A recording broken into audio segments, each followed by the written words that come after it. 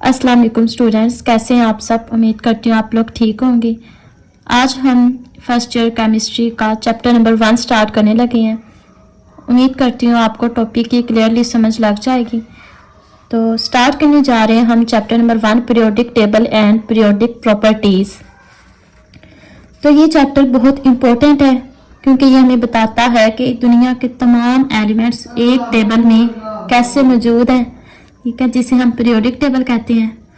ये टेबल जो है ये एक दिन में ही नहीं बन गया था, ये कई सालों तक मेहनत होती रही थी और समझ आया कि कुछ एलिमेंट्स के पैटर्न रिपीट होते हैं, ठीक है। इसमें ये समझ आया था कि जो एलिमेंट्स होते हैं ना उनकी तरतीब जो है वो रिपीट हो रही है। अब हम उसकी जर्नी का पहला स्टेप देखने जा रहे हैं जो कि है हिस्टोरिकल बैकग्राउंड, ठीक है। पहला टॉपिक है हमारा हिस्टोरिकल बैकग्राउंड। तो इसमें सबसे पहले मैं आपको बता दूं कि यहाँ हम देखेंगे कि साइंटिस्ट ने एलिमेंट को कैसे पहचाना, उन्हें ग्रुप करने की कैसे कोशिश की। हाँ, तो स्टूडेंट्स जब हम केमिस्ट्री की हिस्ट्री देखते हैं तो सबसे पहले ये समझना चाहिए कि कुछ साल पहले जब मॉडर्न साइंस नहीं थी तो लोगों को सिर्फ कुछ एलिमेंट्स का पता था, ठीक है।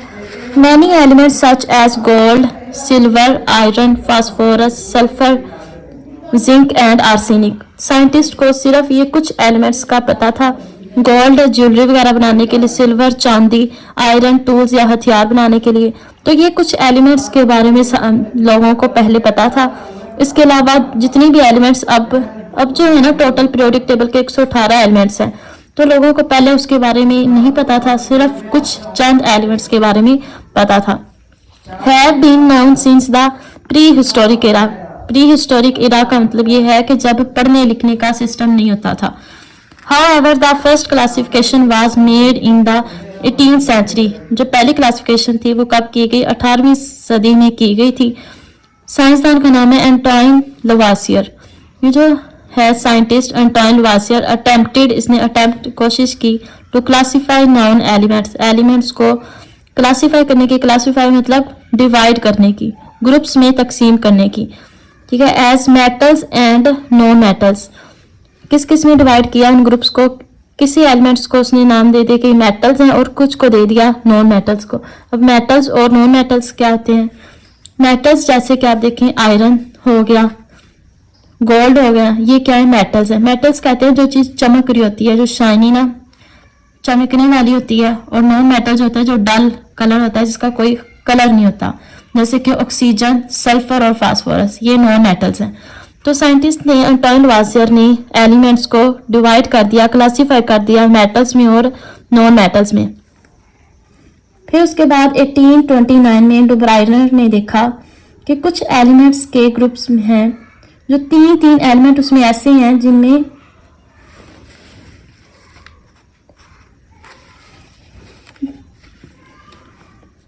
जिनकी जो प्रॉपर्टीज है ना वो आपस में मिलती जुलती हैं, ठीक है। 1829 में डुब्राइनर ने देखा कि कुछ एलिमेंट्स ऐसे हैं उन ग्रुप्स में जिनके आपस में प्रॉपर्टीज मिलती जुलती हैं, ठीक है। उनके एलिमेंट्स के ग्रुप को उन्होंने ट्राइड्स का नाम दे दिया। ट्राइड्स मतलब ग्रुप ऑफ 3। और इसने एक और बात नोटिस की कि जो दरमियान वाला 3 एलिमेंट्स है ना टोटल, उन तीनों के जो दरमियान वाला जो है ना एलिमेंट, उसका हम एवरेज मालूम कर सकते हैं। कैसे? पहले और तीसरे वाले एलिमेंट को एवरेज लेके, मींस इसका हम वेट मालूम कर सकते हैं, वजन मालूम कर सकते हैं इन दोनों का एवरेज लेके। जैसे कि देखें लिथियम का जो है एटॉमिक नंबर वो 7 है, सोडियम का 23 है, पोटेशियम का 39 है। तो इन दोनों को हम प्लस करेंगे, डिवाइड कर देंगे 2 के साथ, तो हमारे पास जो जवाब आ जाएगा वो होगा दरमियान वाले एलिमेंट का वेट।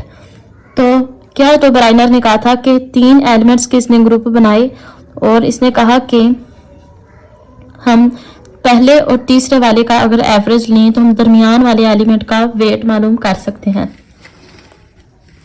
अब रीड करते हैं। Dobereiner group the elements into triads. Dobereiner ने एलिमेंट्स को ग्रुप किया इनटू ट्राइड्स में। ट्राइड्स किसको कहते हैं? ग्रुप ऑफ 3, मतलब जिसमें 3 एलिमेंट्स आते हैं विद सिमिलर प्रॉपर्टीज।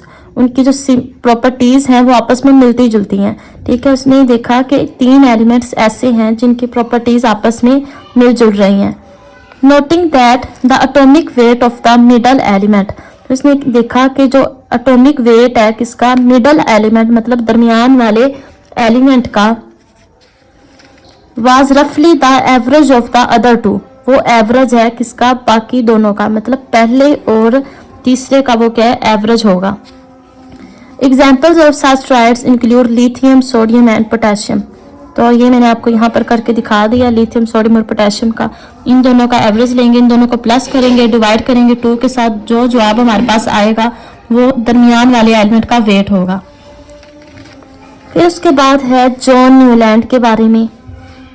तो जॉन न्यूलैंड ने क्या कहा था कि जब एक एलिमेंट गुजरने के बाद जो 8वां एलिमेंट आता है उसकी और पहले वाले एलिमेंट की प्रॉपर्टीज जो है ना वो आपस में मिलती जुलती हैं। ठीक है, जॉन ने क्या कहा था कि जो पहला एलिमेंट है जैसे लिथियम, पहला और आगे 8वां एलिमेंट जब अगला आएगा, जैसे दूसरा, तीसरा, चौथा, जब 8वां आगे गुजरने के बाद मतलब एक के बाद जब 8वां एलिमेंट आएगा उसकी जो प्रॉपर्टीज होंगी ना वो आपस में मिलती जुलती होंगी। प्रॉपर्टीज किसको कहते हैं, खसूसियात को, मतलब एक जैसे होंगे। अब लिथियम का है 1 एटॉमिक नंबर, आगे देखेंगे दूसरा, तीसरा, चौथा, 5वां, 6वां, 7वां, 8वां, तो ये 8वें नंबर पे आ रहा है। तो लिथियम और सोडियम ये एक ही एटॉमिक नंबर में रखे गए थे, मतलब कि एक ही फैमिली में रखे गए थे, तो इनकी जो प्रॉपर्टीज हैं वो मिलती जुलती हैं। अगर हम बेरिलियम की बात करें तो ये इसको नंबर 1 अगर दें तो 2, 3, 4, 5, 6, 7, 8, तो इसकी जो प्रॉपर्टीज हैं इन दोनों की आपस में मिलती जुलती हैं। इसी तरह सिमिलर इन दोनों की प्रॉपर्टीज आपस में मिलती जुलती हैं। तो एक एलिमेंट के गुजरने के बाद जब 8वां एलिमेंट आएगा ना उस दोनों की प्रॉपर्टीज आपस में मिलती जुलती होंगी। ये जॉन न्यूलैंड ने कहा था। इंग्लिश केमिस्ट जॉन न्यूलैंड इन 1864 फर्स्ट टाइम इसने ऑब्जर्व किया periodicity in the 62 known elements, 62 element के बारे में उसने बताया था। वर अरेंज, उनको अरेंज किया in increasing order of their atomic mass के बढ़ते हुए ऑर्डर में इसने 62 एलिमेंट्स को अरेंज किया। ये classified the elements into groups, इसने एलिमेंट्स को ग्रुप किया या क्लासिफाई किया इनटू ग्रुप्स में, so that every 8 element resemble the first element, और जो पहला एलिमेंट है वो 8वें वाले एलिमेंट के साथ क्या कर रहा था, रिजेंबल कर रहा था, मीन सेम था कि किसके हिसाब से, प्रॉपर्टीज के हिसाब से। वही बात कि पहले वाला और 8वें वाले की प्रॉपर्टीज आपस में मिलती जुलती होंगी।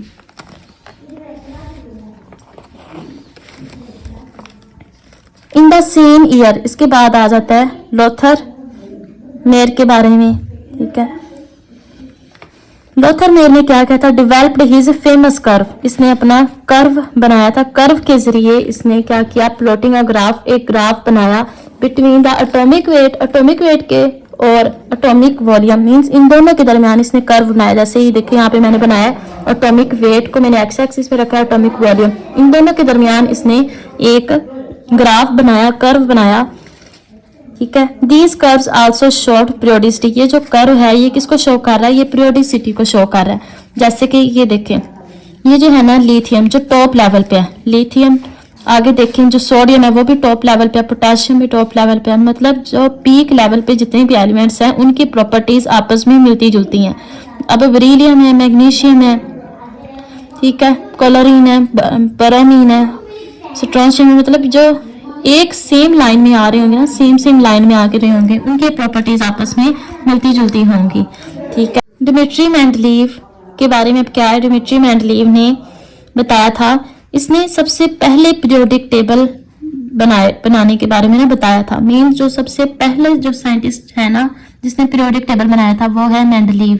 ठीक है, तो ये एमसीक्यूज भी इंपॉर्टेंट है कि सबसे पहले जो है पीरियोडिक टेबल किसने बनाया था, तो वो साइंसदान का नाम है मेंडलीव। ठीक है, who made the first time periodic table, that is Mendeleev. ठीक है, तो इसने क्या किया था, इसने अरेंज किया था एटॉमिक मास के हिसाब से। ठीक है, अब जो हम देख रहे हैं ना पीरियोडिक टेबल जो रिसेंटली है वो एटॉमिक नंबर के हिसाब से, लेकिन मेंडलीव ने जो पीरियोडिक टेबल के बारे में बताया था वो एटॉमिक मास के हिसाब से बताया था। ठीक है, मास मतलब वजन के बारे में और एटॉमिक नंबर तादाद के बारे में। ठीक है, left gap for undiscovered elements, इसने क्या किया था कि कुछ एलिमेंट जो थे वो इसने उन एलिमेंट्स की जगह खाली छोड़ दी थी। मीन तो लोगों ने पूछा कि यहाँ पर आपने खाली जगह क्यों छोड़ी है, तो उसने कहा था कि यहाँ पर जो नए एलिमेंट्स आएंगे ना उनकी प्रॉपर्टीज यही होंगी, उनका एटॉमिक नंबर ये होगा। मीन्स उसने पहले से सारा कुछ बता दिया था, और जब वो एलिमेंट्स डिस्कवर हुए तो वाकई में उसकी प्रॉपर्टीज उसके साथ मैच हो रही थी जो मेंडलीव ने बताई थी। ठीक है, फिर उसके बाद है first time told about period and group, और मेंडलीव ने ही सबसे पहले बार बताया था पीरियड के बारे में और ग्रुप के बारे में। पीरियड मीन्स जो हॉरिजॉन्टल रोज में होती हैं, और ग्रुप क्या होते हैं जो वर्टिकल कॉलम में होते हैं। इन 1869 रशियन केमिस्ट था, क्या नाम है, Dmitry Mendeleev, considered the father of the periodic table, इसको पीरियोडिक टेबल का फादर समझा जाता है। अरेंज्ड 63 एलिमेंट्स, इसने 63 एलिमेंट्स अरेंज किए। जॉन ने 62 एलिमेंट्स अरेंज किए, जबकि डिमिट्री ने 63 किए। बाय इंक्रीजिंग एटॉमिक मास, इसने कहा कि जो 63 एलिमेंट्स हैं जो एक दूसरे के साथ अटैच है, मतलब कि एक बार दूसरा आ रहा है, वो एटॉमिक मास के हिसाब से आ रहा है, मतलब कि एटॉमिक मास जिसका ज्यादा होता जा रहा है उसी हिसाब से ना एलिमेंट्स की अरेंजमेंट हुई है। Aligning element with similar properties, और एलिमेंट्स को अलाइन किया एक जैसी प्रॉपर्टीज के साथ इनटू ग्रुप्स। ठीक है, the success of his table was hidden in living gaps, फिर क्या था कि उस टेबल में उसने खाली जगह छोड़ दी थी, कुछ जगह गैप अंदर रख दिए थे, मतलब कि जो अभी एलिमेंट्स डिस्कवर नहीं हुए थे वहां पर उसने खाली जगह छोड़ दी थी। फॉर अनडिस्कवर्ड एलिमेंट्स जो अभी डिस्कवर नहीं हुए थे, and predicting their atomic mass and properties, लेकिन उसने उनका एटॉमिक मास और प्रॉपर्टीज बता दी थी। ये वही बात है जो मैंने आपको पहले बताई है कि अभी एलिमेंट डिस्कवर नहीं हुए थे, लेकिन मेंडलीव ने उनका एटॉमिक मास भी बता दिया था और उनकी प्रॉपर्टीज भी बता दी थी, और जब वो डिस्कवर हो गए तो वाकई में वही थी। विच प्रूव्ड एक्यूरेट, और वो सच साबित हुआ। When these elements were practically found, जब वो एलिमेंट्स इस दुनिया में मौजूद आए, मतलब कि जब साइंसदानों ने देखा जब वो एलिमेंट्स बन गए तो वो सच साबित हुआ था मेंडलीव का। उसके बाद आ जाता है मोज़ले। मोज़ले ने जो पीरियोडिक टेबल के बारे में बताया था वो बताया था एटॉमिक नंबर के हिसाब से। मेंडलीव ने एटॉमिक मास के हिसाब से बताया था, जबकि मोज़ले ने एटॉमिक नंबर के हिसाब से बताया था। इसने क्या किया, एक्सरे इमिशन एक्सपेरिमेंट किया। एक्सरे में क्या किया था, इसने एक मेटल ली थी, मेटल की वायर ली या तार ली, उसमें से इसने इलेक्ट्रॉन को ना फॉल करवाया। ठीक है, इसलिए इस एक्सपेरिमेंट को कहते हैं एक्सरे इमिशन एक्सपेरिमेंट। इसमें क्या है कि इसने प्रूव किया कि हर एलिमेंट्स की जो आइडेंटिटी है वो एटॉमिक नंबर के हिसाब से है। ठीक है, और इसने क्या कहा था कि पीरियोडिक टेबल को अगर एटॉमिक नंबर के हिसाब से अरेंज किया जाए तो जितनी भी डिस्क्रिपेंसीज हैं, डिस्क्रिपेंसीज मतलब प्रॉब्लम्स हैं, वो ख़त्म हो सकती हैं। ठीक है, मेंडलीव ने जो है वो एटॉमिक मास के हिसाब से बताया था, जबकि मोज़ले ने एटॉमिक नंबर के हिसाब से बताया था। मेंडलीव में क्या था कि उसकी ना फॉल्स आ रहे थे, मीन्स कि उसमें ना कुछ खामियां आ रही थी, गलतियां आ रही थी, फ्लॉज आ रहे थे। तो जैसे कि मेंडलीव ने बताया था कि निकल का जो वेट है वो 58 है, और जबकि कॉपर का जो है वो 58.9 है। ठीक है, कॉपर का 58.9 है, निकल का 58.7 है। तो मेंडलीव के मुताबिक क्या था कि 58.7 मतलब निकल को पहले आना चाहिए था, लेकिन क्या था कि कोबाल्ट उसने पहले लिख दिया था। तो ये कुछ गलतियां थी मेंडलीव की, जिसकी वजह से बाद में एक साइंसदान आया मोज़ले, जिसने कहा कि अगर पीरियोडिक टेबल को एटॉमिक नंबर के हिसाब से अरेंज किया जाए ना तो जितनी भी अंदर मिस्टेक्स हैं वो ख़त्म हो सकती हैं। In 1913 Moseley determined the exact atomic number of known elements using X-ray emission.